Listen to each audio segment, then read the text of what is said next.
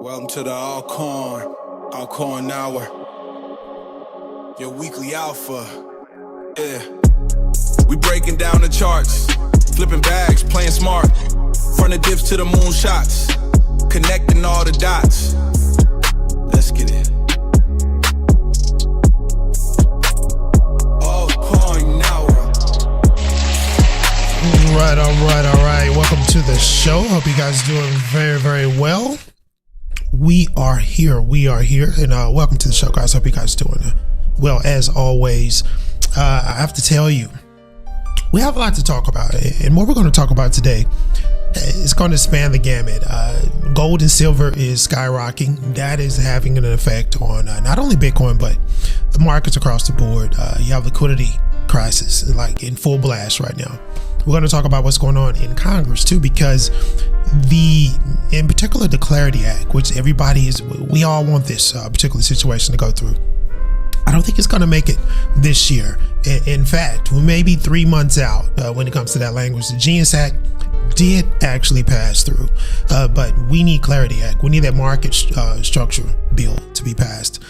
And Senator Warren is, and among other senators, they're throwing a monkey wrench into this whole situation.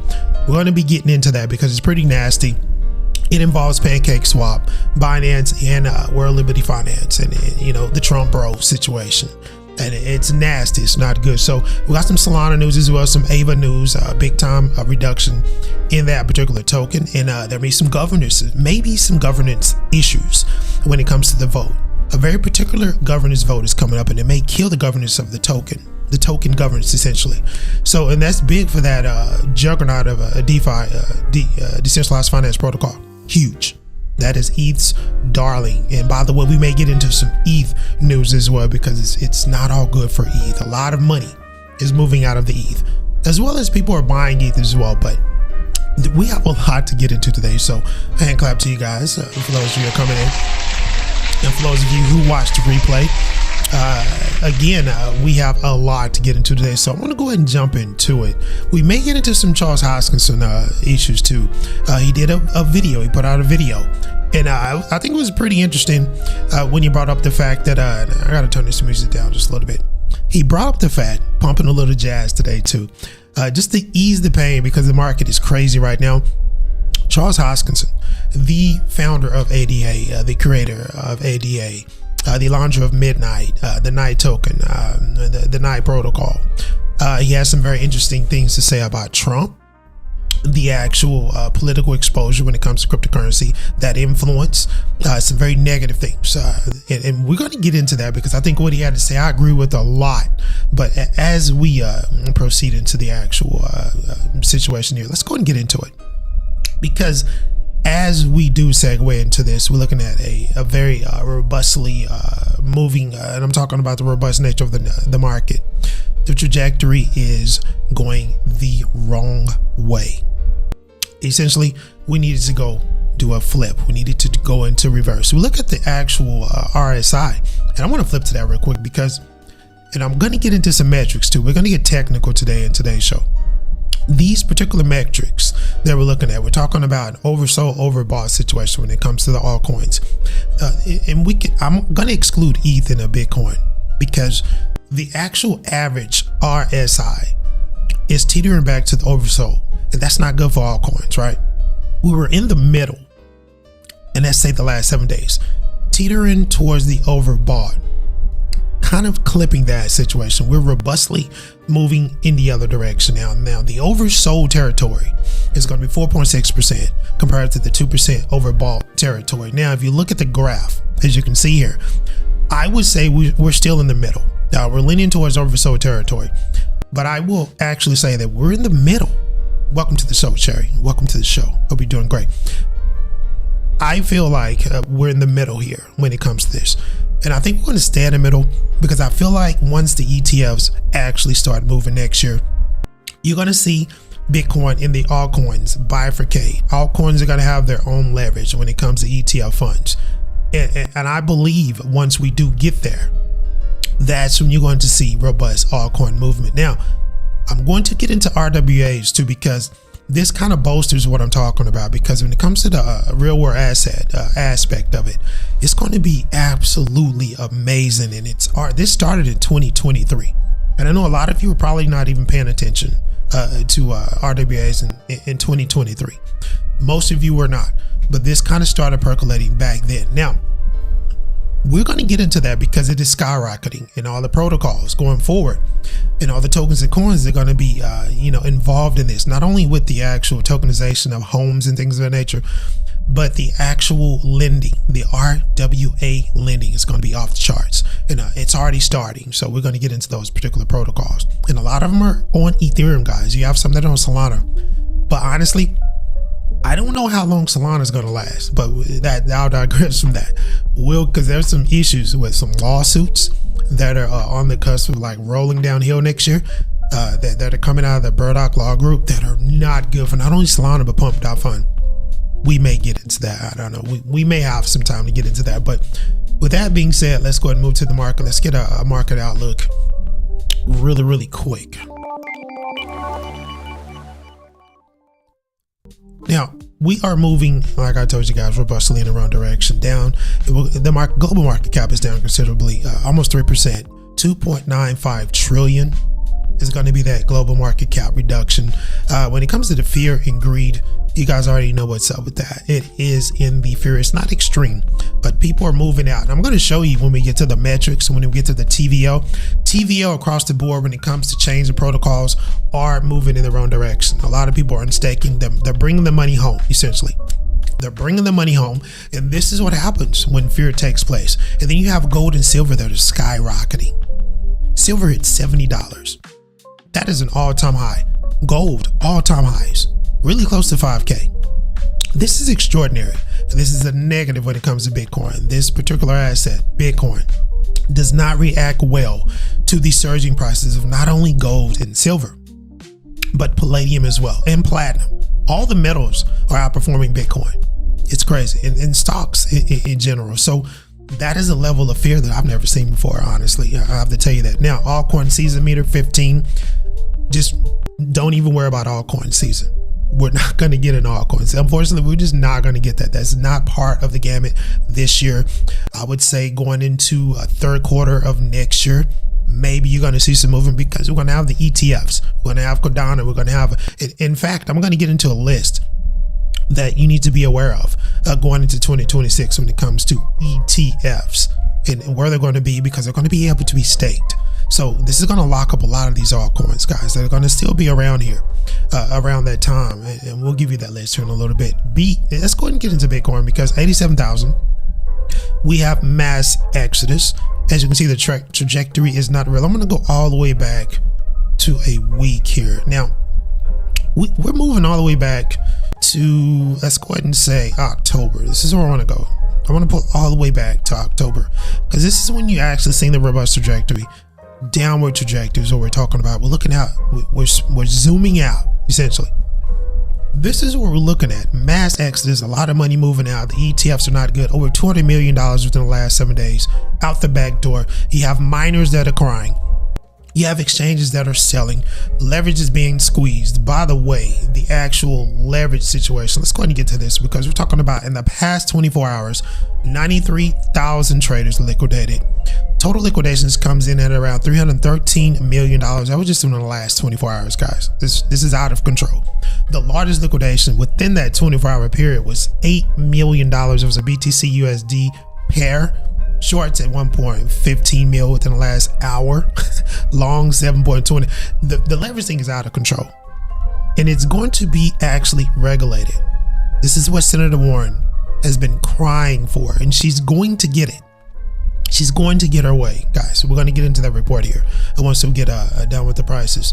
But this leverage situation is out of control, and the exchanges are squeezing these positions. They're playing with them, essentially. It's a nasty game, and this is affecting Bitcoin and the altcoins down, and among other things. But this leverage squeeze in the ETF outflow, that is the bulk. That is the bulk. We just hope the ETFs hold. That's just, hopefully they hold. Michael Saylor is still buying Bitcoin. Jay Thacker says, what's going on, brother? Jake, I see you, Jay. Welcome to the show. 2.09% down is going to be the Bitcoin situation. I want to run through these prices before I get to Elizabeth Warren and into what's really going on with Bitcoin too as well. Ethereum, $2,900. Ethereum has mass exodus issue. They have a protocol issue. They've installed privacy factors across the board. Even the L2s are screaming privacy. No one cares. Unfortunately, no one cares about what's going on internally with ETH. And that's a problem for Ethereum now. ETH is not going to go anywhere, but the TVO is slipping. It's down 3%. And this is the talk of the town when it comes to Ethereum. We got the TVO, baby. We're not worried about anything else. We got the TVO. That's not going to, first of all, it's stagnant. It's not in motion, right? It's captured TVO. That can go away tomorrow. It can be gone in the next 3 days. That TVO can be kaput, right? So does that really matter? I don't think so, right? Now, if you look at Solana, the major competitor that's usurping a lot of that volume, they have their own issues with lawsuits. They have their own issues internally. They have issues on a protocol standpoint, on foundational issues with the chain. So Solana is on shaky ground right now. As you see, I'm down across the board at $123, right? Shaky ground. So XRP is holding at $1.86. It is down across the board. The alts are bleeding profusely, right? BNB, that thing was eclipsed $1,200 6 months ago. It is down below $840 right now at this point in time, down across the board. Tether has issues. I'm not even going to go there. That's all. That's just a headache for regulators. And I believe Tether is going to be out of here. Either USDC or RLUSD is going to replace that. Honestly, USD1 is probably going to be the front runner. I know I said RLUSD a week ago, but as I look at this, as I continue to look at this and study this, USD1, if Trump is not clipped by Congress, is going to probably replace Tether. I believe that is going to be the probable outcome if Tether is excommunicated, and I think it's going to be excommunicated. It's on its way out. Trump stablecoin is going to be the next man up, and then you have USDC and then RLUSD. I had to change that up because the more I look at it, that USD1 heavily collateralized, and Binance is the infrastructure of that Pancake Swap, which is under attack by Congress right now. We'll get to that in a little bit. Very interesting situation we have going on. So is there a conflict? We'll see what Senator Warren is saying about that. Again, XRP below $2. A lot of people are upset about that, but it is what it is. The altcoin market is doo-doo right now. It is bad, guys. Now, Solana 123, Tron 28 cents, moving like a stable coin. It is actually up in the 7-day period, which is weird. Dogecoin is clipping 12 cents. Cardano 36 cents. This thing was almost $1 6 months ago. It is crazy to see what's going on with Cardano, but there's good things. And we're going to get into what Charles Hoskinson was saying about Trump's meme and Trump's affiliation with crypto and how he has completely damaged anything positive that could have happened with legislation. This is what Hoskinson is saying. We're going to react to that. Now, Bitcoin Cash, $573.12. Bitcoin Cash, I'm going to tell you a little history about this. Obviously a fork. Bitcoin Cash, like other forks, has failed to capture the full value of Bitcoin. All right, only a third, I believe, is captured. And this is the failure point for a lot of forks. Now, a lot of people want Bitcoin forked. BlackRock wants it forked because they want to burn Satoshi's wallet and all the other wallets that are lost, millions of dollars. They want those wallets burned. I don't think they're going to get their way. I think on a protocol standpoint, foundationally, forking it would probably be a significant downfall. Multiple assets will be stranded. And I know that to get rid of the Satoshi's wallet, you'll be able to burn a lot of the excess. But I don't think that's ever going to happen. It's going to take about 6 years to fix the problem without a fork. But I think steady goes that situation. And I think it's safe to, reserve and capture and continue the legacy of the prestige of Bitcoin and the sanctimonious legend of the chain. You fork it and all of that is gone. All of that is gone. The integrity is gone. So we'll see. There's some confusion and there's some discussions about that. What to do with the quantum threat, which is, I believe, 6 to 10 years out, maybe even 20 years out. We really don't have to worry about that right now, but a lot of Bitcoiners are worried about that. and what are we doing to present a quantum resistance option when it comes to Bitcoin? When are we going to do that? So I think you have plenty of time to deal with that. No need to fork it, but I digress from that. Chainlink is $12. Excellent movement when it comes to Chainlink. It is doing absolutely fantastic things. Chainlink is linking everything, and it's doing it outside of the space. There's some internal presence here with Chainlink, as we all know, but Chainlink is probably the only top 25 situation protocol that is actually garnering out of the space usage, real world use case. It's the only one that's actually commingling with real institutions, real banks, real brick and mortar, linking them, linking DeFi to the real world, which, by the way, DeFi is going to change dramatically. We're about to get into this Elizabeth Warren report. Chainlink is phenomenal, and it's doing wonders in this particular realm. Monero, OG privacy protocol, along with Zcash. Monero is $443. It's been doing absolutely fantastic through the storm. By the way, you have a Stellar at 21 cents. Hyperliquid, it just keeps dropping, and a lot of people are upset with that. They expected a $50 coin. You're not going to get a $50 coin in this climate. I don't think anybody's going to be robustly moving forward anytime soon. Now, I will say this: we did get an injection, a liquidity injection from the Fed, but that takes 3 to 6 months to actually work through the pipeline. So traditionally, that does pump Bitcoin. I think in 2021, that injection pumped Bitcoin from $5,000 to $69,000. That took a long time to happen. That was an overtime, trajectory upward for BTC at that point in time. We're probably going to see a longer trend when it comes to this injection, because a lot of that liquidity has to work through the pipe. So I know everybody's tweeting this, on X, but you have to understand these injections take time to actually register, especially with the cryptocurrency space. It is volatile. The liquidity is thin. So when there's an injection like that, it is very violent, but there's a lag time because it has to work through the pipe. So traditionally, you're going to see a dip. After every injection, there's a dip. So be looking for that to actually take place. Q3 2026, that's when we're going to see that run, and that's when I predict the altcoins are actually going to run too, because not only will the injection take place in Q3 2026, but you're actually going to see some robust movement in the altcoin ETF baskets as well. There are mini baskets, and there are many individuals. You have HBAR that already launched. You have Chainlink on the way. We'll get into a lot more here in a little bit when it comes to the ETF baskets, because along with the injection, that's going to blast off a lot of altcoins, and including Bitcoin as well. $250,000 Bitcoin by the end of next year? I don't think so. These are the projections. I don't see that at all, but we will get some robust movement, but we have a long way to wait, guys. Zcash 417. We're going to round it up with Litecoin and Suchain at $1, AVAX at 11, and HBAR at 10 cents. And we're going to go ahead and move into this Elizabeth Warren story. Hand clap for the market.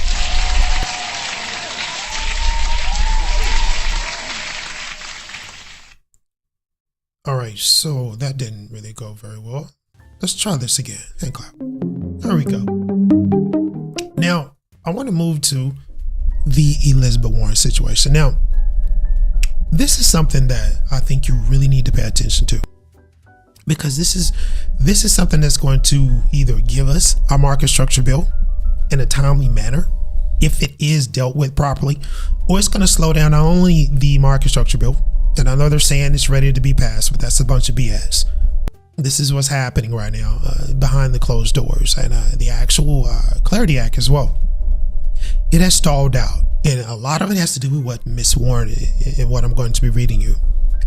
It's not good, and it involves not only Pancake Swap and Binance, but it also involves Donald Trump and World Liberty Finance, and the actual connection between World Liberty Finance, the Trump bros, Binance, and Pancake Swap, which is deemed a very risky decentralized exchange. And if you really think about it, Elizabeth Warren and the gang, they think all DEXs are bad. And I got to tell you guys, this is bad timing for this particular rebuttal to come through, because we do have the stalling of these two languages, the crypto bill, market structure bill, and Clarity Act. So let's get into this, because this is something you really need to understand. Now, Elizabeth Warren, this is the headline. Elizabeth Warren is using Pancake Swap to force Trump's regulators into a conflict trapped that they cannot escape. Now, this sub headline says it all. When the Senate can't move a crypto bill, Warren moves paper, and she's moving a lot. And this time she's asking whose policy or who policies decentralized finance when Trump is in the trade. So she's basically saying there's some commingling here. We have the president of the United States that is very, very chummy with Binance, Pancake Swap. Binance basically authored the foundation of World Liberty Finance, provided the infrastructure, pretty much built the platform. There's some cahoots here, is what she's saying. There's some commingling here. Is there a conflict here? Is this feasible? Can Trump actually, preside over the actual policing of these particular networks and these particular ongoings while being entrenched? Let's see what she's saying here, because I think this is very interesting. Now, on December the 15th, Elizabeth Warren put two names at the top of the letter that signals where she thinks U.S. crypto policy is actually going to be written. Treasury Secretary Scott Bessent and Attorney General Pamela Bondi. Now, their two names that are on top of this letter, guys, along with Trump. That's the association. Now, let's continue. The ask is simple on the paper, but awkward in practice. Are there departments investigating what she calls national security risks tied to decentralized exchanges? And if so, how far does the scrutiny go when the president's business's orbit is part of the story? Now, the hook she chose to actually implant is Pancake Swap, which is a DeFi infrastructure. You guys know about Pancake Swap, one of the most pronounced, world-renowned decentralized exchanges, right? I think everybody has used this decentralized exchanges, but there's a backstory. Let's get into this. Now, in Warren's letter, she cites and she sits at the uncomfortable intersection of no account needed, unquote, when it comes to trading and the kind of money that can end up on the sanctioned side. So here's the thing. She is alleging that Pancake Swap has actually been the actual facilitator of funds that have ended up in illicit wallets. Now, that's a big statement, because this is why Pancake Swap is being brought into the fold. Now, apparently, a lot of sanctioned receivers of monies and conversions have been facilitated by Pancake Swap. Illicit activity has been going on for years, she stated, and she has the facts too as well. It's actually documented on chain that there have been terrorist groups that have actually traded and used this platform to actually launder money and things of that nature. Even Binance has been brought up. Gary Gensler, that was one of his massive statements against Binance. Illicit activities, groups that were sanctioned using the platform, not only Binance, but Pancake Swap, to move monies and things of that nature. This is what Warren said has been going on. How can we turn a blind eye to this? This is what she's saying. Let's continue. In the letter, she pointed to reporting that Pancake Swap has been used to launder cybercrime proceeds tied to North Korea. She then turned to the compliance argument into a Washington fight, saying Pancake Swap has been dumping or drumming up interest, unquote, in coins tied to the Trump family's main crypto company, World Liberty Finance, WLFI. Here we go. And citing a Wall Street Journal report claiming which Trump really torpedoed Wall Street Journal for this particular report. Let's continue. Claiming that over 90% of trades in USD1 took place on Pancake Swap. Now, here's that conflict there. The cleanliness way to read the letter is to ignore the rhetoric and look at the actual three questions at the end. She asked Treasury DOJ to describe national security risks tied to DEXs. Now, here's what I want to get to, the attack on DeFi, because I think this is where DeFi dies. And a lot of people are not going to agree with me, but I always say DeFi is going to be different. DeFi is changing. They're about to contort and twist and conform and mold DeFi into what we are not used to. Going into the next 5 years, DeFi is going to be molded and changed. And it's not going to be the DeFi that we love. It's going to be completely different. That's the only way this is going to actually be legislated. They're not going to allow DeFi to exist the way it is now. It has to change. Listen to this. Now, these are the three situations that she points out here, and a lot of it has to do with WLFI Finance and the USD1 movement on Pancake Swap. Now, here are the gaps. Now, this is the one that I want you to really pay close attention to. Now, she also wants a list of the agencies that would take or prevent conflicts of interest and insulate enforcement and national security decisions from crypto-related conflicts, explicitly including businesses, and this is a quote, businesses tied to the Trump family, unquote. So there's the attack on Trump again and the Trump bros.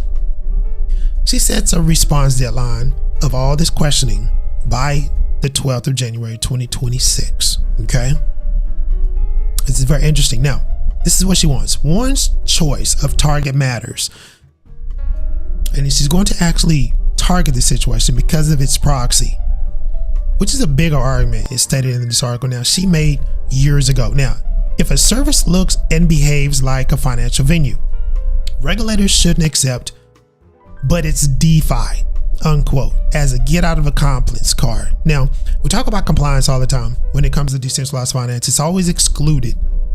A lot of the actual language prior to its adjustment excluded DeFi from a lot of banking regulations. Being regulated as a bank, it was excluded. Well, a lot of congressmen are like, we need to rewrite this. This ain't gonna fly. We cannot exclude DeFi, and that's what a lot of devs want. A lot of decentralized protocols want to be excluded. That ain't happening. This is why I say DeFi is changing. I don't know what it's gonna look like, but it's not gonna look like what it looks like today. Okay. Now, in her press release, let's get to it, makes the case bluntly, describing decentralized exchange activity at a scale and arguing that platforms like Pancake Swap and Uniswap, she's not leaving out Uniswap and others as well, can move huge volumes without requiring users to register or provide identification.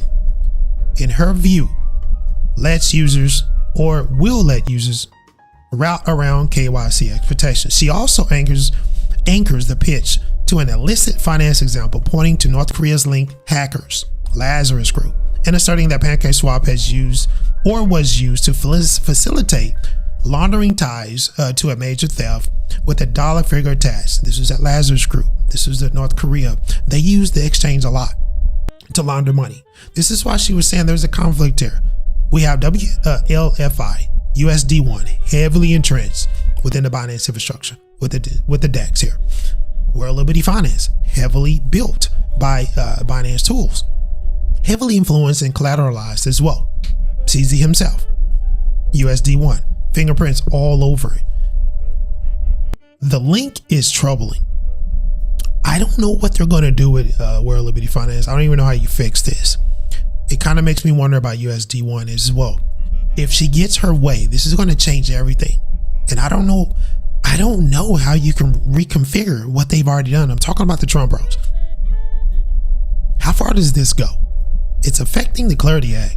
It's affecting the market structure bill and the movement of this. Now, she also anchors the pitch to an illicit finance example and another one that actually occurred on Uniswap as well. Now, this is the author's opinion. I pretty much agree with this. You don't have to buy every implication because she's got a lot of them in that framing to see why it is effective politics as well. The word Pancake Swap is very sticky.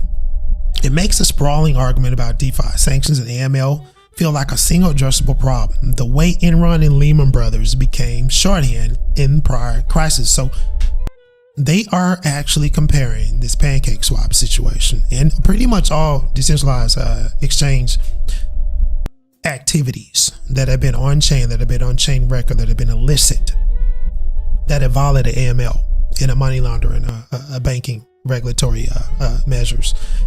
They're comparing it to Enron. They're comparing it to Lehman Brothers. This is what the DEX are being compared to, which is not good going forward. Not good. Now, under the hood, you know, the mechanics are messy when it comes to DEXs, but I feel like this is unfair. Now, let's get to what is really at issue here. Now, first, DeFi is usually transparent, but there's no KYC, guys. there's a lot of things that can go on untraced when it comes to the movements, especially if you move through mixers. You can start on a DEX and you can move straight from a DEX to a mixer and then straight to the offboarding, and then who knows where that money goes then. There's no trackability there.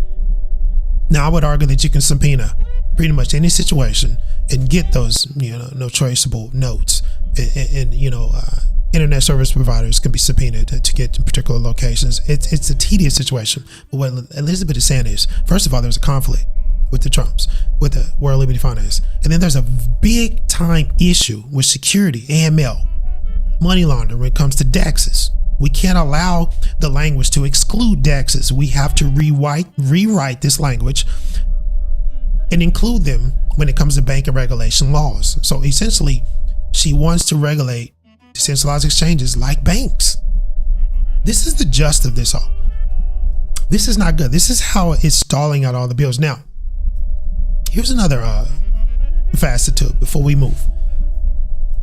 The timing of the letter is the actual plot twist. Congress is considering crypto market structure legislation. Warren writes, and that the phrase does a lot of heavy lifting, unquote. Now, she stalled this out, guys. Now, in July, the House passed a market structure bill that would build a federal framework for crypto and explain the CFTC's oversight role, essentially, which the industry has wanted for years. Now, yet the House voted doesn't resolve the actual Senate. Now, the market structure legislation is still stalled there. And they're not telling you guys this on X. The market structure legislation is not moving. Now, a lot of people are saying it is going to get to the president's desk. It's not moving, guys, because of the situation. The decentralized exchange situation. There's no solution on the table now. A lot of the congressmen want the DEXs and the decentralized protocols to be regulated like banks. I think they're going to get their way. Now, even as a broader attitude towards crypto has softened, we still have no movement now. This is why Warren's pressure as process approach matters. When legislation drags, letters become leverage because they create a record force response and shape the narrative that lawmakers use to justify yes or no votes on demand. So I got to tell you this in a nutshell before we move on. This is a problem for not only the Clarity Act, but for the market structure bill. A lot of DeFi has been excluded. They're going to have to work around that. They're going to have to basically turn the ship around and deal with this, because she's not running away from this. And she's bringing up Pancake Swap's terrible history when it comes to money laundering, the Binance platform as well, and the actual connection between Donald Trump's platform, WLFI Finance, and the USD1 stablecoin as well, with it being running heavily through Pancake Swap and Binance. She's basically saying it's being used for money laundering, illicit activities with no checks and balances. And she's basically saying, if we allow this to move into the real world, how are we going to actually have checks and balances when it comes to the linking of DeFi into traditional finance? This is where it starts. The language has to be solid, guys, because if it's not, we're going to end up in the same spot, but it's not going to be internally. It's actually going to be something that's going to be outside the space, and that could wreck banks. I don't think they're ready for this type of illicit activity. They already have enough to deal with, but when it comes to DeFi, it's quick. It's very fast. Can you imagine the Lazarus group not only hacking into a bridge or a DeFi bridge externally, but actually getting access to one of the regional banking systems? It's not going to be good. So you have to fix this. And this is what I know a lot of people don't like this lady, but she has some really good points when it comes to allowing DeFi to commingle and coexist externally without any checks and balances. It's DeFi, but I don't think it exists. It can't exist in that way because there's so many holes. In fact, I want to show you how really bad this situation is. We're going to be pivoting to some hacks here. Let me show you this. It's breaking news about these hacks. Predominantly, these are Ethereum hacks, Ethereum protocol hacks. And then we're on DeFi Llama. We're talking about protocol logic hacks, guys. We're talking about front run governance attacks, misconfigured fulcrum, third party skew exploits, private key exploits, you name it. Stable pool exploits. These are Ethereum protocol hacks that have happened within the last week. Okay. Now, we're talking about $1 million hacks. Intrusions. These hackers are torpedoing and basically running right through the Solidity wall and the Rust wall. The languages don't matter. They have the keys. Rare Capital was hit on the 18th of December. $2 million lost. And this is kind of goes with what Elizabeth is saying.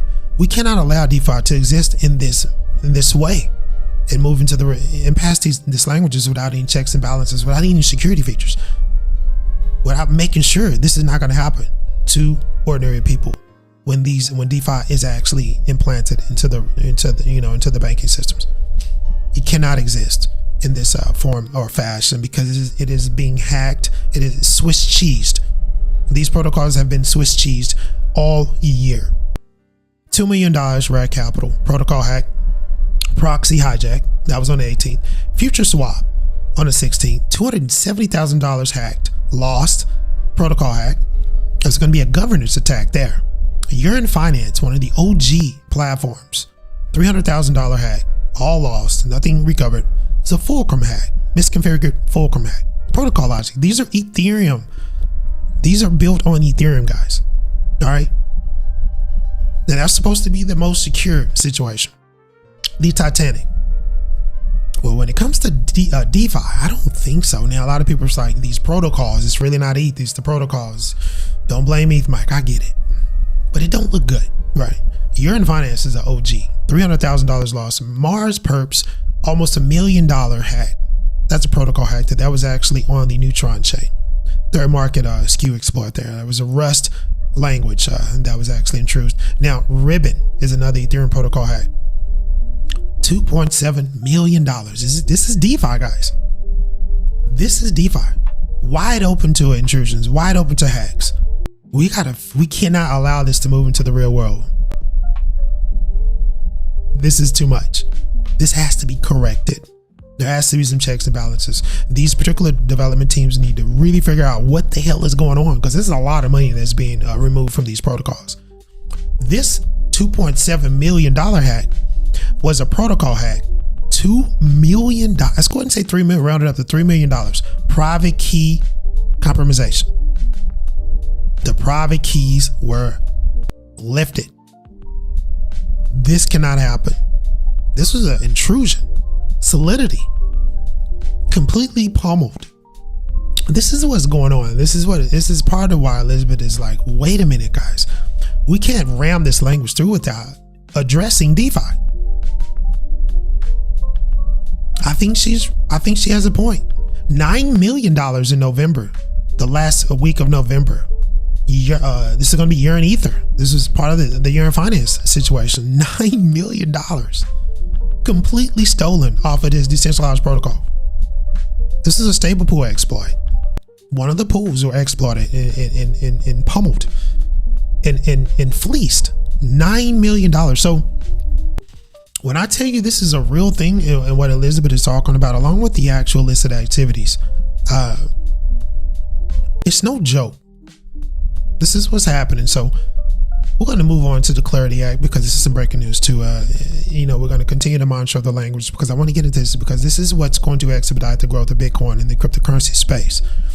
This is what's going to allow crypto and blockchain to commingle and exist outside of the space. Real world activity. It has stalled out. Now, I want to get into some updates on this, because we need this to actually move.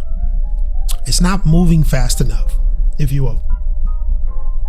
The Clarity Act explicitly leaves DeFi rules blank. Now, we're going to continue this mantra, because we cannot allow DeFi in its vulnerable state to exist like this in the real world. The banks cannot connect to this, not right now. This needs to be handled. The security factors when it comes to the open nature and the ease of hacking these protocols is ridiculous. And can they be fixed? I don't know. Do we need to totally reconfigure it? I don't know. It doesn't seem like these devs actually care. The Clarity Act explicitly leaves DeFi rules blank. risking a total retail protection collapse if negotiations fail. This is what's going on. This particular language is not done. We're not going to get the Clarity Act until probably the middle of next year. Okay, this is going to stall out Bitcoin's growth. Now, a January markup is the start of the sausage making. Here we go. Process. Not the finish line. This is what Sachs claims. This is David Sachs coming out of his mouth. We're not even close, guys, to getting this done. And this is what everybody's waiting on. The markup, we're not even close. Not even close. David Sachs announced on the 18th that the Senate Banking Chair, Tim Scott, and Senate Agriculture Chair, John Boozman, confirmed a January 2026 markup of the Clarity Act. Quote, "We look forward to finishing the job in January," unquote. Now, the problem, the January markup isn't finishing anything. It's the opening move in a multi-year pipeline, guys. Now, I was being kind of generous with the timeline. They're saying we're about a couple of years away from getting the Clarity Act actually passed. That's bearish. Now, this is where most of the contested or the actual real questions haven't been resolved, and statutory language still sits in the proverbial brackets. Now, the real work won't begin until the bill clears the Senate floor vote. We're talking about the Clarity Act. The conference negotiations have to occur as well, and the presidential signature is the last thing to put it into law. Now, the Clarity Act passed the House in July alongside the Genius stablecoin bill, which is already reached Donald Trump. Genius Act is signed. There was some amendments there as well, but it's a done deal. It now sits in the Senate Banking Committee, where two separate drafts must be merged before any markup can occur. So we hadn't even got to the markup yet. So I'm thinking February or March is when we're going to get to the markup, and then probably another year before this even gets through, because they're not addressing DeFi. It has to be addressed. And there are tons of, and God forbid midterms go the wrong way. We're probably never going to get this bill. I'm serious. We're probably never going to get this bill. Now, those drafts that we're talking about still have bracketed definitions of what counts as security when it comes to DeFi or the decentralized finance infrastructure, and how much DeFi infrastructure falls within the regulatory parameters. We're talking banking regulations. This is what they want to do. They want to regulate DeFi as it is, as a real bank, guys. They also leave open how intrusive reporting requirements become for trading venues. Now, during this particular markup, if it ever happens, the staff agreed to start negotiations. This is where they're going to negotiate the terms of how they're going to regulate DeFi, essentially. It doesn't mean that the hard decisions are made. Now, the Clarity's core move divides crypto into three buckets. And I want to clarify this: digital commodities, investment contract assets, permanent payment stablecoins. We're talking licensed, guys, not like the ones you see now that we're used to. Licensed. They're going to be able to be used in retail, banking, things of that nature, RWA movements and payments, tokenized assets, medium of exchange. You're going to have a permit for your stablecoin, guys. Now, and of course, it's going to be regulated by the government. Now, let's get into the digital commodity status. Now, these are tokens that are tied to blockchain systems such as payments, governance, and network incentives, including securities and stablecoins as well. Investment contract assets. These are digital commodities over capital raisings. They start as securities under the SEC's jurisdiction at issuance, then lose security status in secondary trading, and can flip to CFTC oversight. I think we need another agency. I really think we need another agency. This may be too much for just the SEC and the CFTC, but I digress. I know it's government is big, but I think we're going to need another agency. Now, that hands the CTF's exclusive jurisdiction over digital commodities, spot markets, beyond the current anti-fraud remittance. The SEC keeps authority over issuers and offering of investment contract assets. Now, meanwhile, banking regulators supervise stablecoin issuers. There you go. The stablecoins are going to be regulated like banks. Basically like fiat, digital form of fiat, CBDC. I told you guys, stablecoins are glorified CBDCs. Read the fine print. The lines on the actual field are linked and inked, but some markings are still in pencil. Now, security itself sits in bracketed language in the Senate text.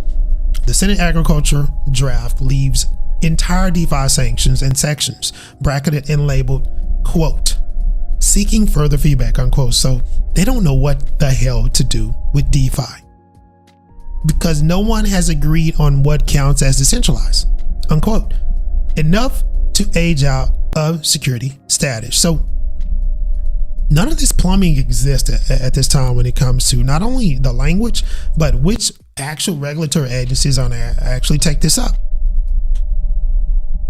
It's weird. It's like they're ignoring what to do with DeFi. They don't know what to do with DeFi. And I'm going to stop right there. It's a bit bearish, and a lot of people don't really care about the nuances of it. But I will tell you, just to sum this up in one bullet point. This is stalling out the Clarity Act. They don't know what the hell to do with DeFi. They don't know how to regulate DeFi. All they want to do is copy and paste draconian law, and it's not going to work. So they're going to have to figure this out, because moving DeFi into the real world with no checks and balances is a recipe for disaster. I'm sorry. It is a recipe for disaster, and that will completely wreck the banking sector. It only takes one Lazarus Group hack into one protocol, and the whole regional banking system is down. It's a wrap. So you got to fix this. You have to regulate DeFi. You have to put in checks and balances. It cannot be moved into the real world in its current state. It is what it is. And I hate to even say that because I love DeFi. But they're going to have to figure this out. They have to figure this out. I'm sorry. Now, moving right along, I want to get to what we have here with Charles Hoskinson. And then we're going to look at an actual report from Ray DeLeo as well when it comes to the AI bubble, because I think this is very, very important to understand. The AI movement is heavily tethered to not only all markets across the board, but cryptocurrency as well. There are a lot of cryptocurrency projects and a lot of blockchains that are going to be facilitating this movement that are heavily tethered, and they're going to feel the heat. Now, when it comes to Bitcoin, when it comes to Trump, Charles Hoskinson had a scathing video, and I want to bring this up and I want to react to this because I agree with what he's saying wholeheartedly, but there's some things that I think that you just cannot blame Trump for. A lot of what he's talking about already pre-existed. Trump is just taking advantage of the situation. Can't blame him from that. But when it comes to him presiding over regulation, that's a pretty big conflict. And I think what Charles is saying is it's having it's putting a heavy cloud over not only the language, but what is to go forth and how his team is going to regulate it, because he and his sons, his family, are heavily invested and embedded in not only DeFi, but meme activity as well. Let's get into what Charles is saying. 70 senators to vote for the Clarity Act. But there's been a lot that Trump has done that's been very frustrating, like Trump Coin and World Liberty. I think he has, as a private citizen, every right to do these things, but he has to understand that he's not divorced from the optics of the decisions he makes. And, if your goal is to create a regulatory framework, you don't go do something and then create a regulatory framework. You create the framework and then you do that thing in honor of that framework. So I'm not saying don't launch Trump Coin or World Liberty. Just wait until Clarity Act is passed and launch it in the new framework. Then I want to rerun that because he was dead on. He was spot on with that. Let me rerun this. If your goal is to create a regulatory framework, you don't go do something and then create a regulatory framework. You create the framework and then you do that thing in honor of that framework. So I'm not saying don't launch Trump Coin or World Liberty. Just wait until Clarity Act is passed and launch it in the new framework. Then it's objective and it's bipartisan and everybody already agreed to those rules, and then they can't retroactively go and complain and say, because we don't like the orange man, he shouldn't be allowed to do that. You say, well, you should have put it in the law then, right? You all passed it. In December of 2024, we're expecting about 70 senators to vote for the Clarity Act and the supermajority of the House. It was not a controversial issue. A lot of people realized that Gary Gensler was really bad. A lot of Democrats wanted to get on the crypto train because half or more of the crypto people are liberal. And they said it doesn't politically make any sense at all to go and burn down half of America.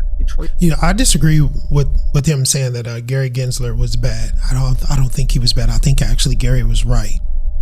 I think he was right on a lot of this shit. I actually missed the guy because we did have clarity. Not unlike a lot of people don't think. At least we knew what was going on, what was up. We knew his stance and all this, and it was very regressive. It was very bearish, but at the same time, we knew what we were dealing with. This Atkins guy, he's a tool.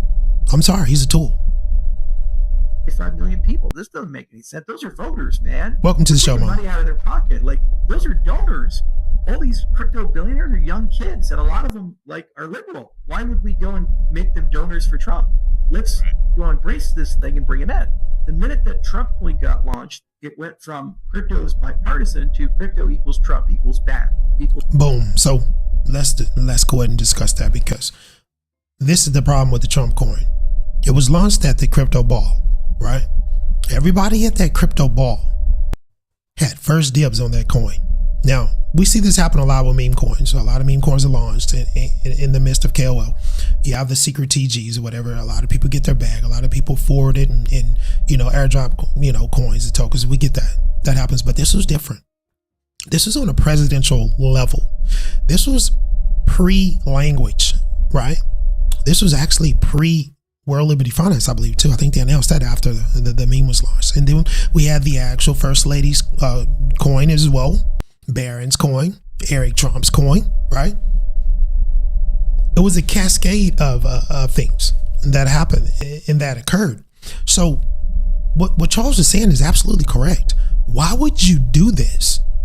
Knowing that you're going to be presiding of this language, knowing you're going to be signing this language, why would you even, direct congressmen to exclude DeFi from these languages? Now, I'm not saying Trump is actually instrumental in that, but who knows? Who knows? I digress from that. Allegedly, he's influencing that. You know what? It makes a lot of sense. If I'm the guy, right? If I erected World Liberty Finance, I would want them to exclude or lightly, scrutinize and regulate DeFi as well. I would want it. I would be begging them, please go light on the actual regulation when it comes to DeFi, guys. Let's let it slide through. We'll deal with it as it goes, because that's exactly what was about to happen. Now, what Charles is saying about the coin that was launched in a really, really bad way, because there was a lot of people at that crypto ball that bought millions of dollars of tokens before it was even launched.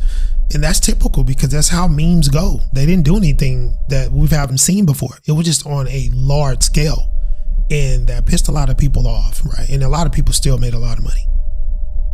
But this is a stain, and it continues to be a stain on the space, and it's really, really clogging up the pipeline when it comes to the language, because now they're having this fight about DeFi and about World Liberty Finance and about USD1. This is the discussion. It's like, how are we going to allow this to continue without regulating DeFi? This would have never happened if Trump wouldn't have launched those memes, and if he would have kind of held off on World Liberty Finance until, like Charles said, until the language was done. Then you could launch within the infrastructure, within the framework, and it would have been no problem at all.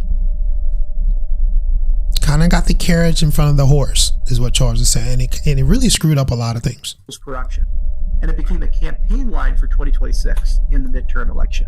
So it's really then hard for a Democrat to cross the aisle and vote on the bill, because in many ways it appears politically like they're endorsing the Trump administration and World Liberty Finance and Trump coin. So that wasn't helpful at all. But then we were told, stay silent about it. You don't say anything because you'll lose access. If you can never meet with the president, you can't be involved in the legislative process or any of these things if you don't back Trump coin or don't back that was the common notion, which is why you'll never hear Brad Garlinghouse or Brian Armstrong or any of the major figures talk about Trump coin or World Liberty Finance. It's kind of... There you go. Let's talk about that. That's mafia. That's mafia tactics right there. You talk about my coin, you talk about my infrastructure, you talk about my DeFi. Yeah, good luck getting a plate at the dinner, right? Good luck with anything in the future. Good luck with XRP, right? You better co-sign this. This is crazy. This is crazy. When I saw this video, I was like, wow. He's really, really coming for Trump. He's letting it all out, and he's telling the truth. He's telling the truth. It's like, what the hell just happened? This is what's underneath the rug that you haven't peeked under. You know, that rug in your house that you hadn't, went in, and cleaned, and you lift the rug up and there's all kind of shit up under it. And this is what Charles is lifting up, that rug, and he's exposing a lot of this. And this is crazy. This is very, very crazy. The third rail, you can't mention anything about it. I just gave up on it. I was in all the meetings and I talked to a lot of people, and I said, even if I could affect policy a little bit, it's just not worth it from an integrity viewpoint, and see, this is what I see when I look at Charles in this video. I was checking his body language out while he was talking. He's very deflated. He doesn't even want to go to Washington anymore. It was a failed attempt. He's kind of, I don't want to say he's defeated, but he's not interested. He's not interested in helping anymore. I think he's seen the wrong side of the room. I think he got a little whiff of something that really disturbed his mental. And this is why he's coming out, basically speaking the truth. And I'm so happy to see this, because this is what's up. And I just read you what Elizabeth Warren is going for and why she's torpedoing not only World Liberty Finance, but the Trump's meme coins, the affiliation with Binance, Pancake Swap, the actual decentralized exchange language that is null, essentially null, blank.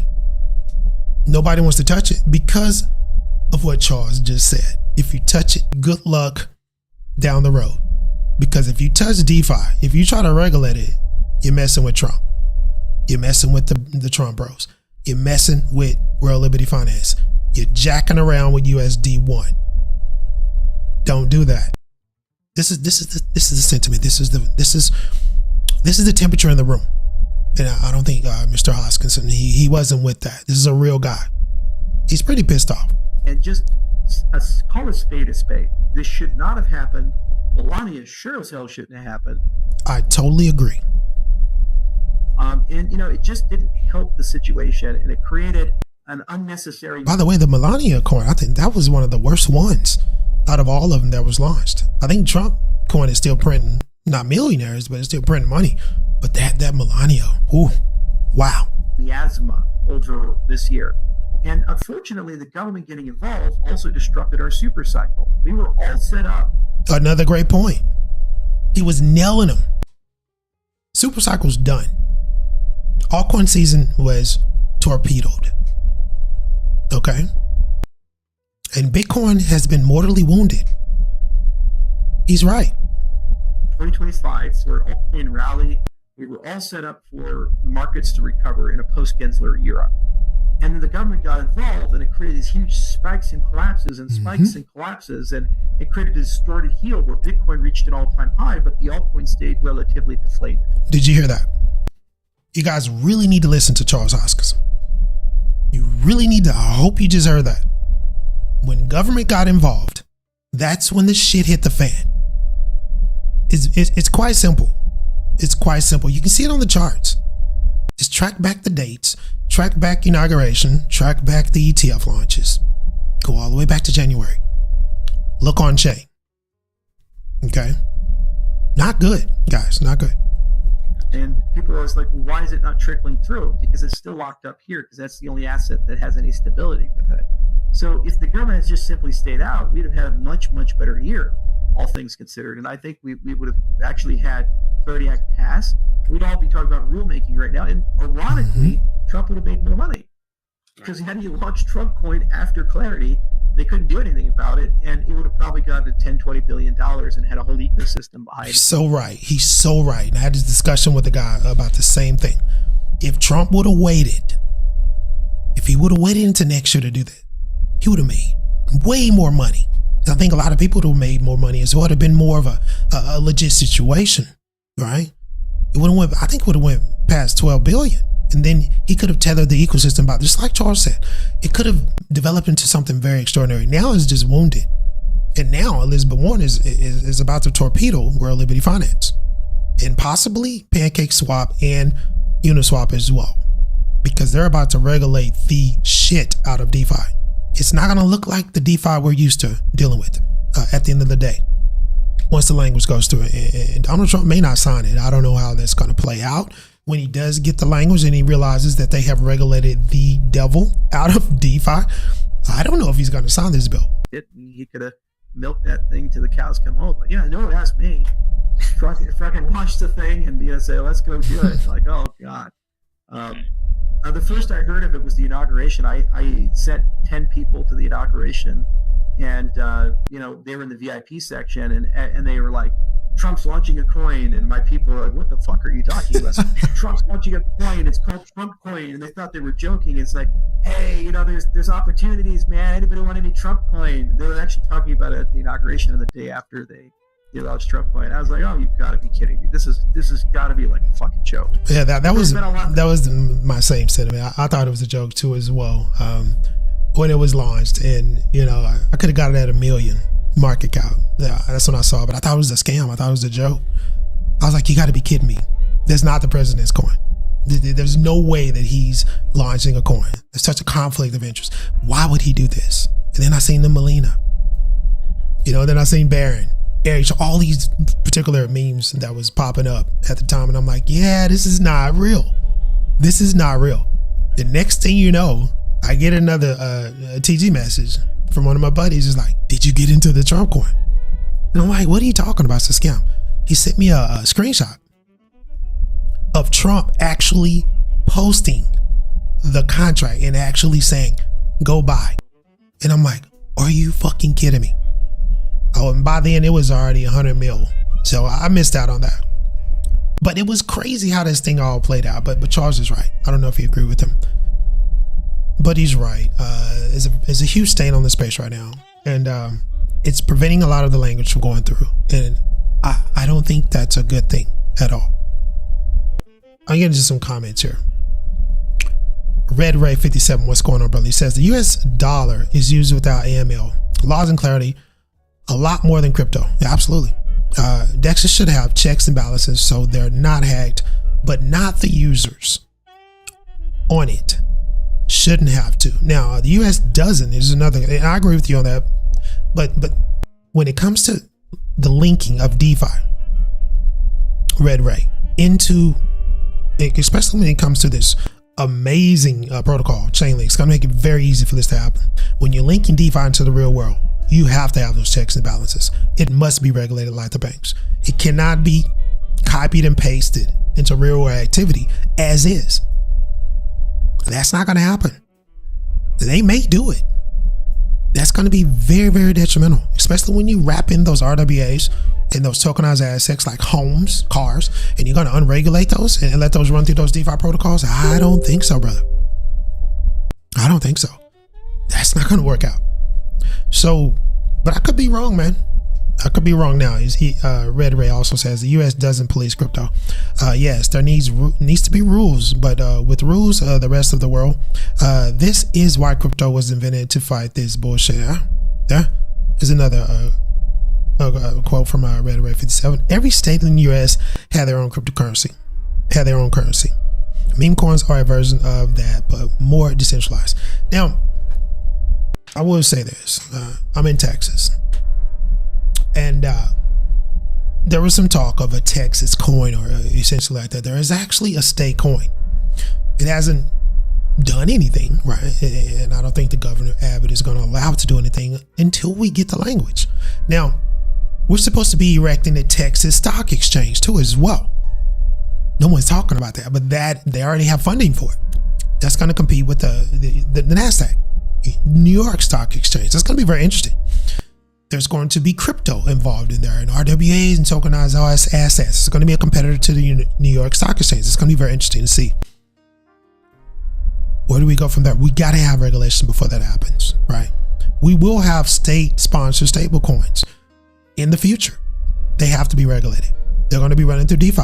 They must be regulated. They're going to be treated as CBDCs, which they are. Glorified CBDCs. I don't care what anybody says. Stablecoins are glorified CBDCs. Okay. Red Ray, I agree with you on some points, bro, but we got to regulate. It has to be regulated. It can't exist as is. In the US dollar, I would argue that you do have some strong, stringent checks and balances with the US dollar. It is in place. You better believe it, especially with those new notes. Don't get me started on my conspiracy theories with the US note, especially the newest version of the US note. It is trackable. there are nanoparticles within the strips.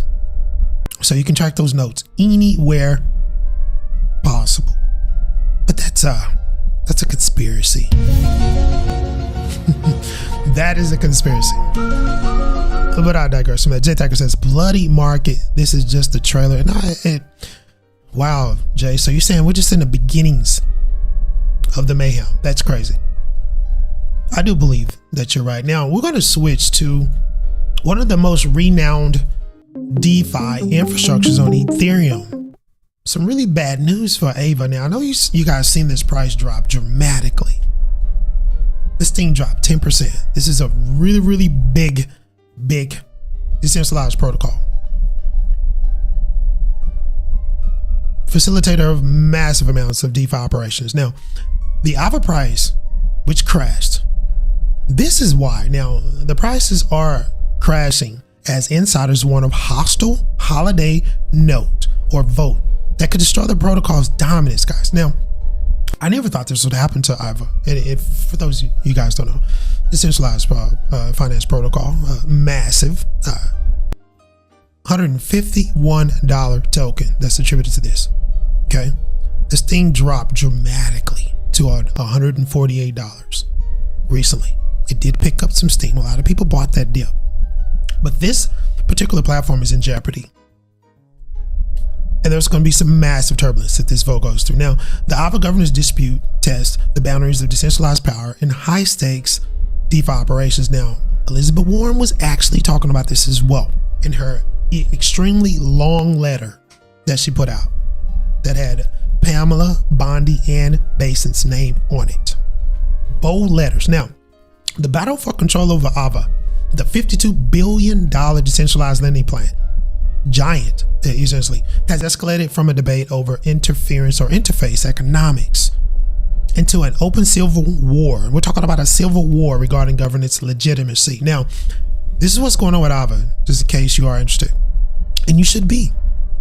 This is a big deal. This thing collapses, ETH is in trouble. Now, you have a lot of ETH staked on this platform too as well. Now, what begins as a dispute over 10 million in annualized swap fees and brand ownership has in the last 24 hours mutated into a bitter procedural fight between the protocol's decentralized autonomous organization and its development arm. So you have big problems here with AVA. Big problems. Red Ray says, I do like that you are covering the Clarity Act and other things with the deep dive. Thank you, brother. I think everybody should be concerned about this. I really do. And I love what Charles Hoskinson said. Beautiful what he said. Everybody should go rewatch that video and take notes, because he's right. Now, he's probably going to get a lot of flack for it. He's not going to get any favors, right? Yeah, and you're right, Red Ray. A lot of streamers and a lot of crypto influencers, they're not touching this. They're not touching this. They'd rather show you a meme. They're not touching this. I'm trying to educate, because I know there's a lot of people that are trying to get into this space and make money. They don't want to lose money, and they want to understand blockchain. They want to understand DeFi. They want to understand the infrastructure. They want to understand where to put their money. And by the way, we're going to be looking at the sector that I think this is where you should be putting your money, because it is about to take off in 2026. And I don't care what Bitcoin does. Nothing is going to stop RWAs. And we're going to get into those particular sectors. Let's get into this, because this protocol is massive, right? This is a very bitter dispute between the actual DAO and the developers. Now, we're talking AVA. I can't believe I'm talking about this like this. At the center of the storm is a snapshot vote scheduled for December 22nd, which is already going to run through 26. So we're in the middle of this particular vote. The ballot proposes transferring AVA's soft assets, unquote, including its trademark, that beautiful logo, the domain, and the social handles from AVA Labs to the DAO. So we're talking about a massive transition from the ownership of this platform to, I would say, the community or the DAO, whoever holds the most tokens, which is this. I think this is where DAOs go wrong, but especially when you see this movement. I digress. However, the mechanism of the vote itself has triggered a crisis. The proposal was pushed to the ballot not by its author of the ballot, but by the very entity it seeks to regulate, Ava Labs. And you saw the same thing happen with crypto.com, with the Kronos movement. When they proposed to, I didn't even think you could do this, but recently, crypto.com, Kronos, those devs put a proposal through to essentially unburn tokens. I didn't even know you could freaking do that. I think it was 100,000 Kronos tokens they wanted to unburn. This is part of the proposal. And I don't think it went through. I don't know. I think it did. I don't know about how the hell do you unburn tokens? I thought once you burn tokens, it was a wrap. But apparently I was wrong. Now you have this weird vote right here. Now I want to read this part again. We're talking Ava, guys. This is crazy. At the center of the storm is a snapshot vote. I'm going to read this again because this is crazy what's going on. This vote is going to run between the 22nd of December to 26th. Now, the ballot proposes transferring Ava's soft assets. And we're talking trademarks, domain, and social handles from Ava Labs to the DAO. Now, I'm reading this again. However, the mechanism of the vote itself has triggered a crisis. The proposal was pushed to the ballot not by its author, traditionally, this is the way it's done, but by the very entity it seeks to regulate, the development team. Now, this has forced the industry to choose between two competing visions of the future of Ava: the democratic idealism of the DAO, the sanctity of the DAO, or the ruthless, there you go, there's the word, efficiency of the corporate entity that built the throne. So we have the DAO going against the devs. This is where DAOs completely go bonkers. It's crazy. I've seen this like with the Kronos situation. The outcome will determine not only who controls the protocol's URL, but also whether a decentralized collective can effectively run a multi-billion-dollar software business. Subheadline: disgraceful tactics and hijacked proposal. So basically, the proposal was hijacked by the devs. This is when DAOs go wrong. This is crazy. Now, the chaos began when the ARFC, which is going to be the token alignment proposal, appeared on a snapshot. Now, while the author listed was Ernesto Bato, co-founder of BGD Labs, a key service provider for the protocol. Bodo, I think it is Bodo. Yeah, Bodo immediately disavowed the action, claiming his identity was used without consent. This is ugly. To enforce a premature vote. Now, in a sharply worded rebuke, this is what the co-founder of BGD said. These are crazy quotes. Now, quote, "To be very clear, this is not an ethos my proposal. Ava Labs has, in parentheses, for whatever reason, unilaterally submitted my proposal, forged his proposal to vote in a rush with my name on it, and without notifying me at all. If asked, I would have not approved it," unquote. So he's saying basically the development team, the Ava Labs, basically forged his vote, moved it, and put it in place without his approval. I don't think I've ever seen this happen before. And this is a very large particular situation. Ava Labs. This caused the actual token to dive 10% in the wrong direction. Because this is massive. You have a forged and a usurped DAO vote, DAO proposal that was basically hijacked by the development team and put into place for a vote without the actual author's approval. This is crazy work. Bodo, who was widely respected for his technical contributions to the Ava protocol, framed the move as a violation of governance norms. This is when DAOs go wrong. He also said, so when people say, oh, DAOs are sanctious, nothing can go wrong with a DAO. You remember what you're hearing here. This is when a DAO can be completely usurped, completely used for bad acting. There's nothing, obsolete about a DAO. This is how it can be actually hijacked and taken. And this is the dev team that's doing this, guys. It's one of the actual proposers. Basically taking his vote, taking his proposal, hijacking it. They're pirates at this point in time and using it against them and using it for their own good. This is crazy. Now, and again, this is when DeFi goes bad. It's unregulated. There are no checks and balances. There is no regulatory agency that can come in and stop this because it's a DAO. Even if it existed, they cannot stop this. This is an internal situation, internal structure that has a Faraday cage wrapped around it. No one can do anything about this. Here's another quote. Quote, this is from Bado, the guy that had his proposal hijacked by the Alva Labs development team. It was not my intentions to submit the vote while the community was still having a healthy discussion around it, with viable points appearing cautiously. It breaks all codes of trust. It absolutely does. With the community, public governance is supposed to be for, even if hard sometimes, open discussion. Trying to rush a vote is disgraceful, unquote.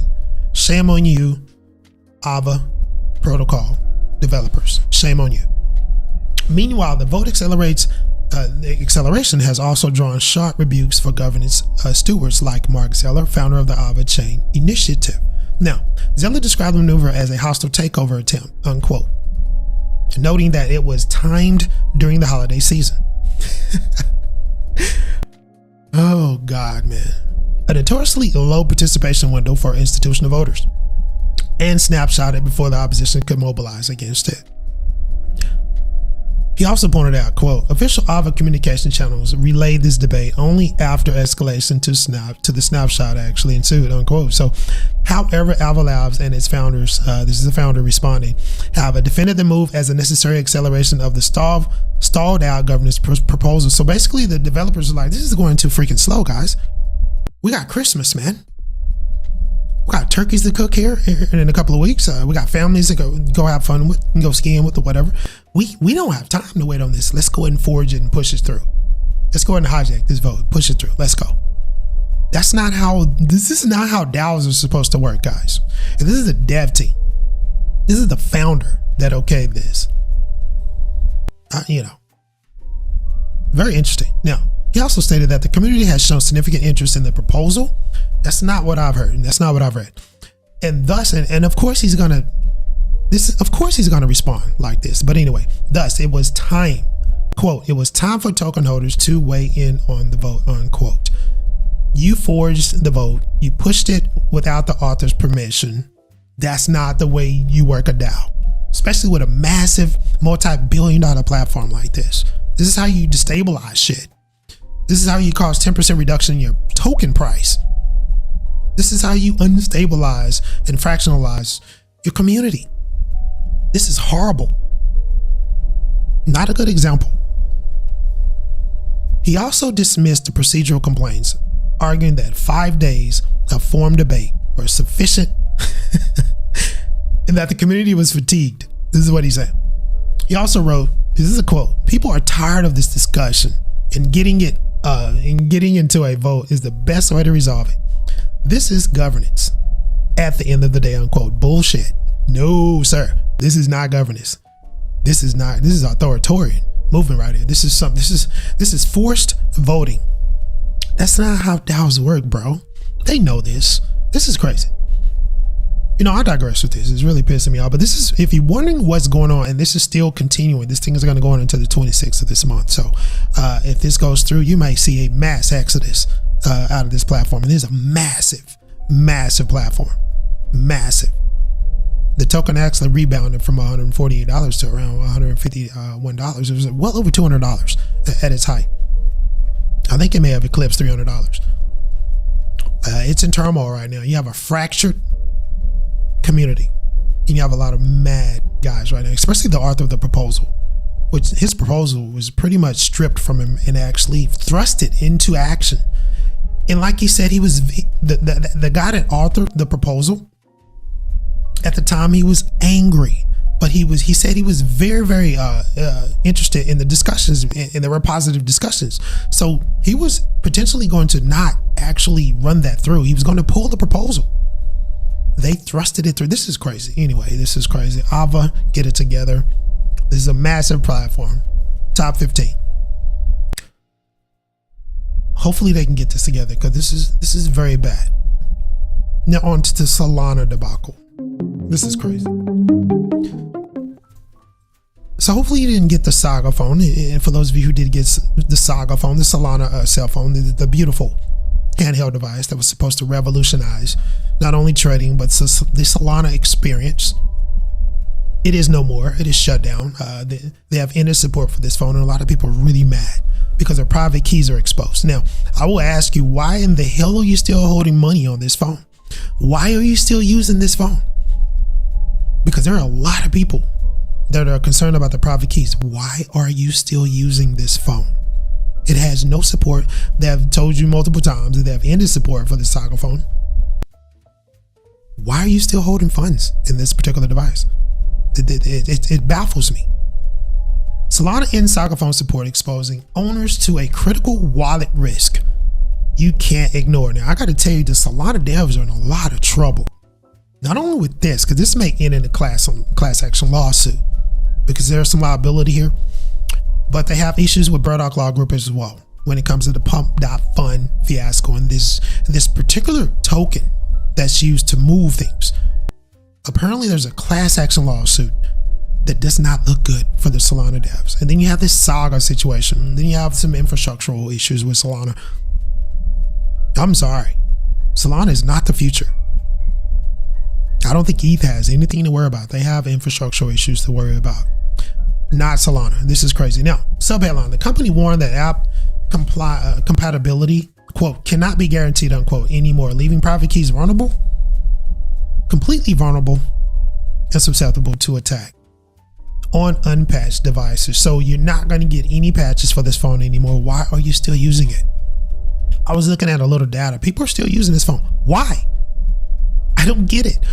There's no more support for this phone. It's completely wide open to hacks. Solana Mobile has ended software updates and security patches for the support of the Saga smartphone.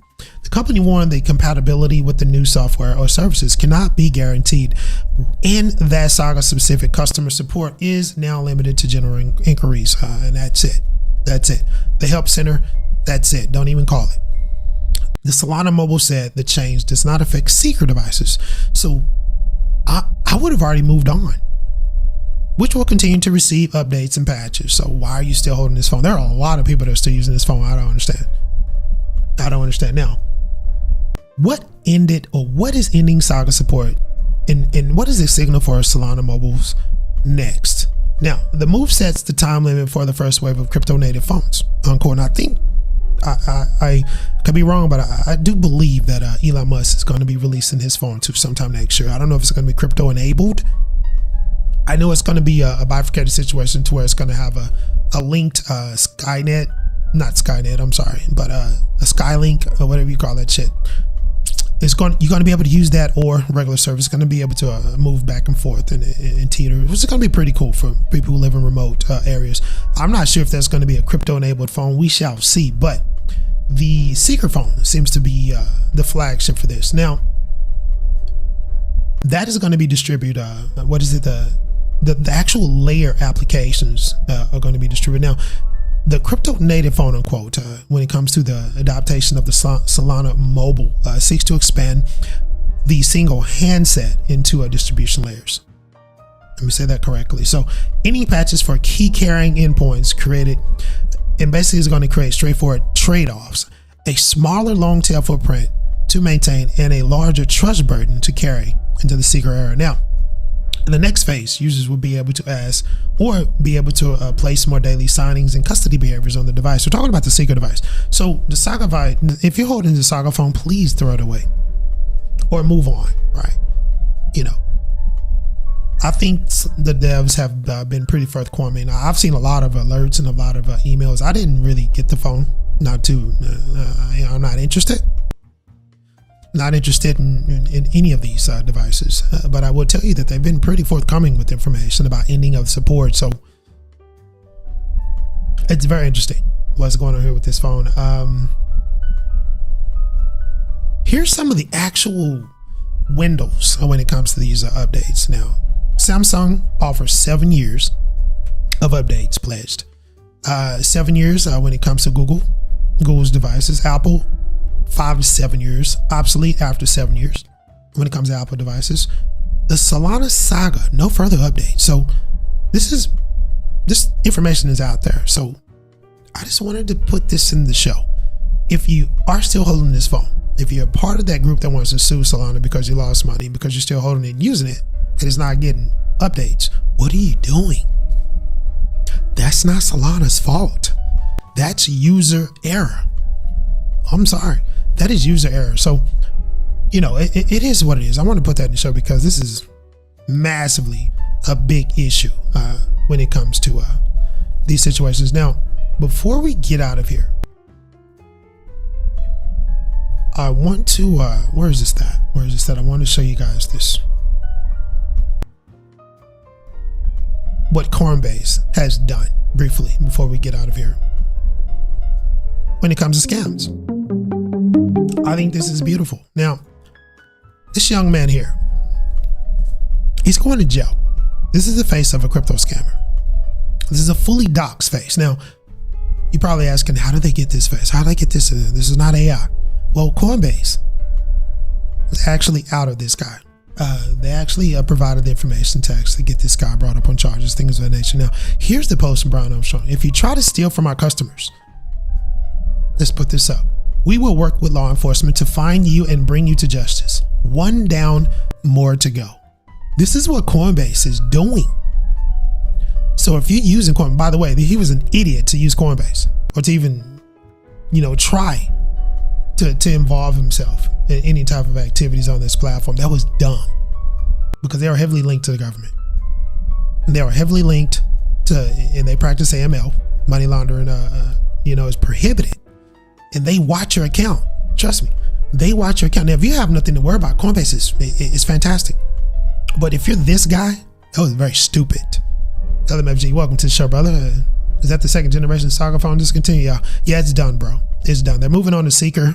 Seeker is the one to get. So, yeah, and apparently Osaka's still garnering a lot of usage. That's pretty dumb too. But you know, I hate to call people dumb, but what are you doing still holding your funds on that phone? Please get them off. Move them to a cold wallet because there's still a lot of activity there. It's crazy. This guy's going to jail. Coinbase worked with law enforcement to fully dox him. And as you know, when you do, partake on Coinbase, you do have to fill out a lot of information. Social security, your identity is revealed before you can even interact when it comes to on and off boarding. So yeah, be careful with that. Be careful with Coinbase. And if you're not doing anything, you're good. This is the actual original post. Crypto scams aren't anon. Coinbase is committed to working with law enforcement to trace funds, shut down wallets, support victims, and pursue accountability. We are proud to have helped the Brooklyn DA, this is a New York case, bringing justice to a long-running impersonation scam. And thanks to Zach XBT for your contribution. So, well-known blockchain detective. I think this is fantastic. A lot of you are like, why are you championing this? I think this is great for fraud.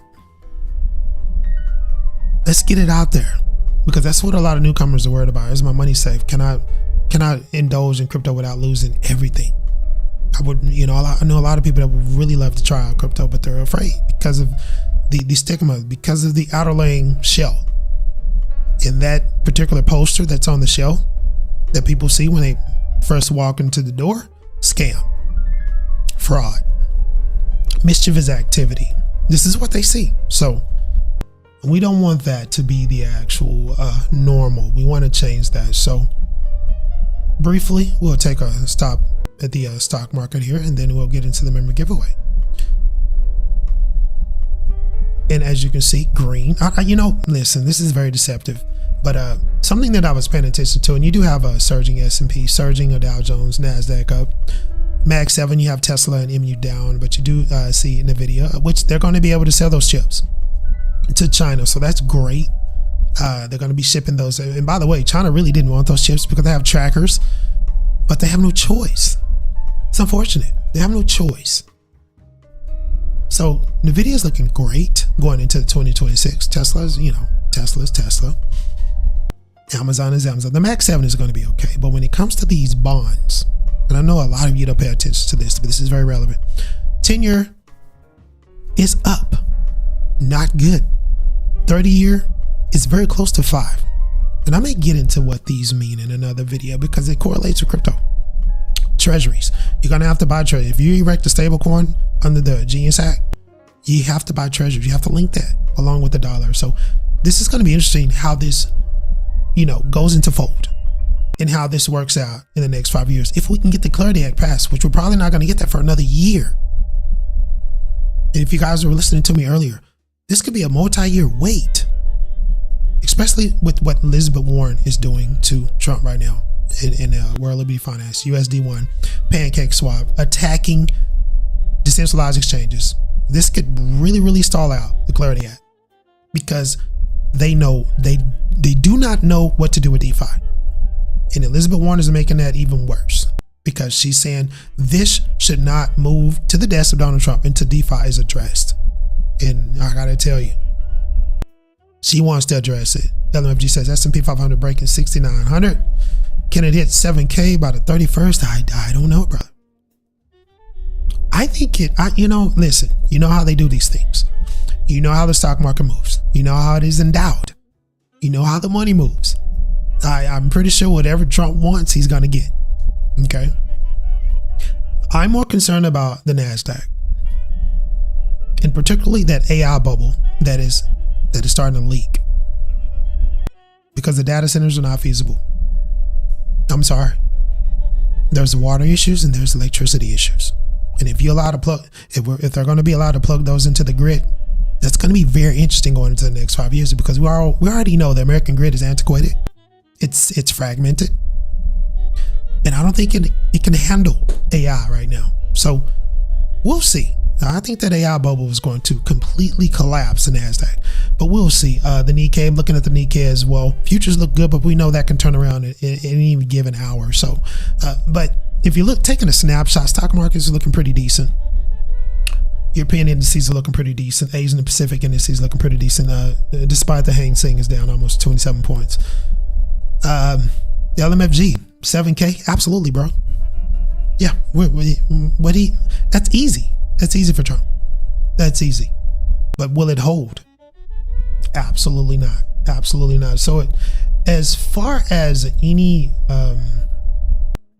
breaking news before we get to the giveaway, nothing really oh yeah, I must say we did get the injection, well over $6 billion liquidity injection from the Fed. It's going to be about 6 months before that actually runs through the pipe. I said that earlier. A lot of ex-posters are saying this is going to, moon Bitcoin in the short term. They're liars. They're liars. They're lying to you. This usually takes 3 to 6 months before the injections actually come to fruition and actually, starts the movement when it comes to Bitcoin. Now, with the liquidity being very thin, it will affect our space. That is a massive injection. Okay. But it's going to take time. It's not going to happen next week. You're not going to get a moon. In fact, you're going to see dips. Traditionally, this happens when you have injections like this. Everything has to run through the pipe. So, no, you're not going to get a moonshot next week because of the injection. That's not going to happen. But I will be lying to you if I said it's not going to help Bitcoin, because it is. It's going to massively help Bitcoin. So that injection was a very, very happy thought. And I think that's it. I'm trying to check to make sure, because I did see something interesting when it came to, watch silver. Silver is $70, guys. Silver is at an all-time high. Like, I've never seen it before. Gold, all-time high. Silver is actually the third largest asset by world market cap, and it's at all-time high. That is a great barometer. That tells you that we have a serious liquidity crisis. When the metals, including palladium, including platinum, when they skyrocket and make new all-time highs, that is a bearish notion. There's nothing bullish about that. That is fear that's driving metals. There's people aren't buying silver because they're happy. Trust that. They're running.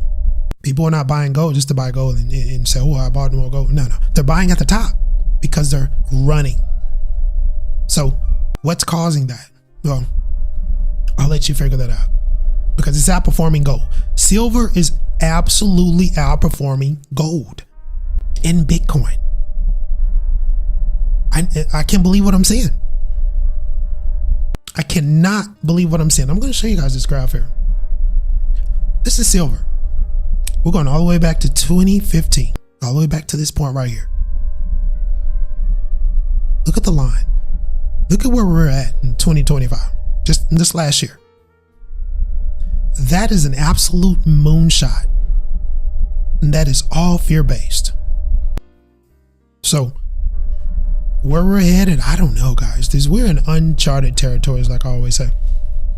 And we'll just see how this plays out. It don't look good. I gotta tell you, it does not look good when you see silver like completely moonshotting like this, outperforming gold and Bitcoin. That is a bad sign. And no one's really focused on this. Everybody's like, pump Bitcoin, but you better watch silver because it is screaming. It is telling the tale. It is screaming recession. It is screaming depression. It is screaming a very turbulent 2026. So we'll see. I hope I'm wrong, but we'll see. So we're going to move to this member giveaway, guys. We do this every week. All you have to do is interact with the member video. Hope you guys like the short. I try to pack a lot of information into the shorts during the week. Hopefully you enjoy that. All you have to do is interact. Obviously, you have to be a member to get on this wheel to win cash. We picked 3 members that interact with the video. We put 3 winners essentially, but all the members that interact with the member videos obviously get put on the wheel. I'm gonna go check to make sure I got everybody, and then I picked 3 winners off the wheel, and we distribute Solana to the wallet to the winners. So gonna need that Solana wallet. And guys, this is a message to the members. Let me know if you want to move to another currency, because we can always try different currencies or different, you may be interested in a different project or whatever. Let me know, and we can just stick with Solana too as well. Try Bitcoin, it was too damn slow. So we moved back to Solana for the member giveaway cash. So I'm going to do a check here, guys, and make sure I got everybody real quick. And then, okay, so I need to put 3 members on. So I'm going to cut up the jazz real quick, and let me populate this wheel real quick, and we'll spin it.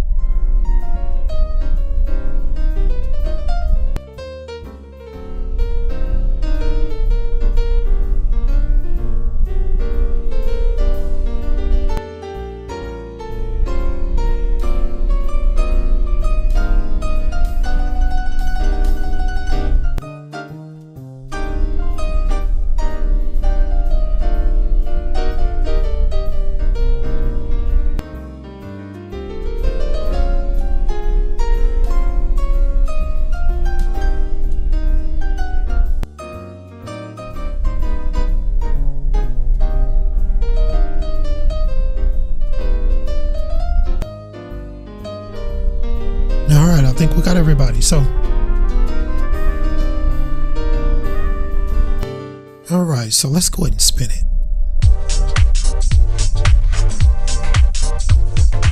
What's going on, Carlos? Welcome to the show, brother. Just put you on the wheel, man. All right, so LMFG, look at there. I think you got it. Oh, I don't know. I think Jay beat you. Wow. That was a very close race. So I don't know if you guys saw that LMFG and Jay Thacker. That was a very close race. Hand clap to you guys. Jay, you actually won the first. You're the first member to win. And you know how it goes, brother. All I need is that Solana wallet. LMFG, that was close, brother. You almost won it. Let's get 2 more.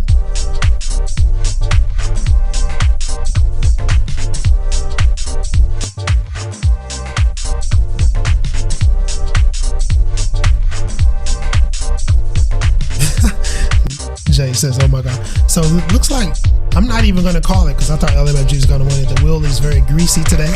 So Beloved Summer. We got Beloved Summer. He is the second winner. So let's go and get 1 more.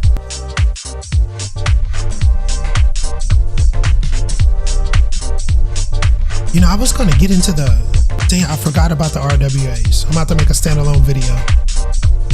In fact, I'll make that the member video. Ruva Shy, I think it's going to be Ruva Shy Wanderer. 882 is creeping up. So we got Ruva Shy is going to be the last winner. So let's go ahead and we're going to go ahead and do a recap. So the first winner is going to be Jay Thacker 3165. That was a close win too, brother. That was a very, very close win. Second winner is Beloved Summer ZU5KB. And clap to you, brother. But like for some, I think that's an actual woman. I'm sorry. And Ruva Shy. So those are going to be the 3 winners. Hand clap to the winners.